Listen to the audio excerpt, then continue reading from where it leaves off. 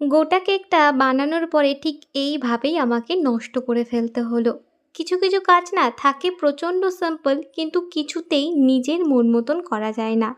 শেষ পর্যন্ত গিয়ে জিনিসটাকে নষ্টই করে ফেলতে হয়। আজকে তোমাদের আমি যেটা কেক দেখাবো, তার মধ্যে একটা কেক আমার সাথে সেটাই করতে হয়েছিল।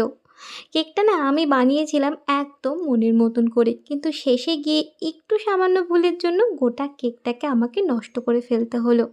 তো চলো কিভাবে সেটাকে ঠিক করলাম বা তারপরে কি করলাম, সেটা তো আমি এই টিউটোরিয়ালটাতেই তোমাদের সাথে শেয়ার করব।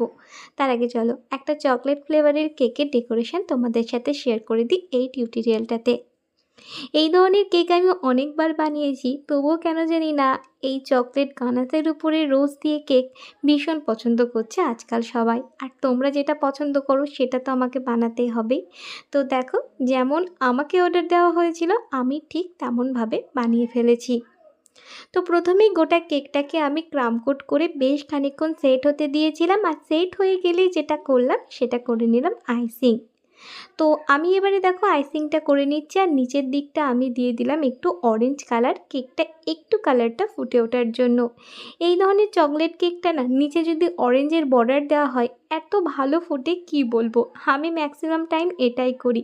যাই হোক, এটা তো আমার অর্ডারের কেক ছিল, আর আমারই একটা ডিজাইন তারাই পছন্দ করে দিয়েছিল, আর আমি সেই রকমই করছি।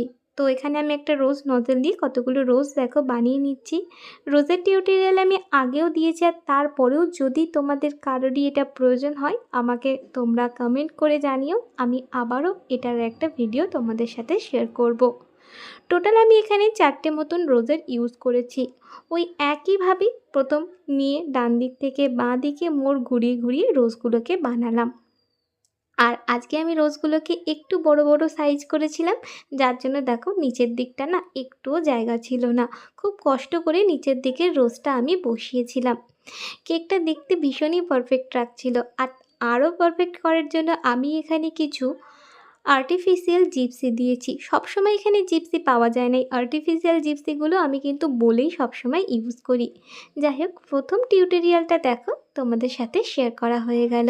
এবার চলো আমি সেই কেকের গল্পে ফিরে যাই। দেখতে পাচ্ছ কেকটা বানানো হয়ে গেছিলো। এই অবস্থাতে আমি যেটা আমাকে লিখতে বলা হয়েছিল আমি কেকের উপরে লিখে দিয়েছিলাম। লাস্টে গিয়ে একটু গন্ডগোলের জন্য গোটা কেকটাকে আমাকে আবার মুছতে হয়েছিল, একবার না টোটাল আমি 4বার মতো মুছেছিলাম এই গোটা কেকটাকে। দেখেছো একদম হোয়াইট কালার থেকে লাস্টে গিয়ে রেড কালার হয়ে গেছিলো। ভাগ্যিস কেকটা বলেছিল আমার মতন করে করতে, লেখাগুলো শুধু লিখতে বলেছিল। যদি যে কাস্টমার বলে দিত এই কালারের মধ্যে এই লেখাটাই হবে, তাহলে আমি জানি না ঠিক কী করতাম। যাই হোক, এখানে লাস্টে অনেক কষ্টে আমি যে লেখাটা আমাকে দিয়েছিল লিখে দিয়েছি, তবুও মন মতো হয়নি। তবে আজকের কোন কেকটা তোমাদের ভালো লাগলো জানিও।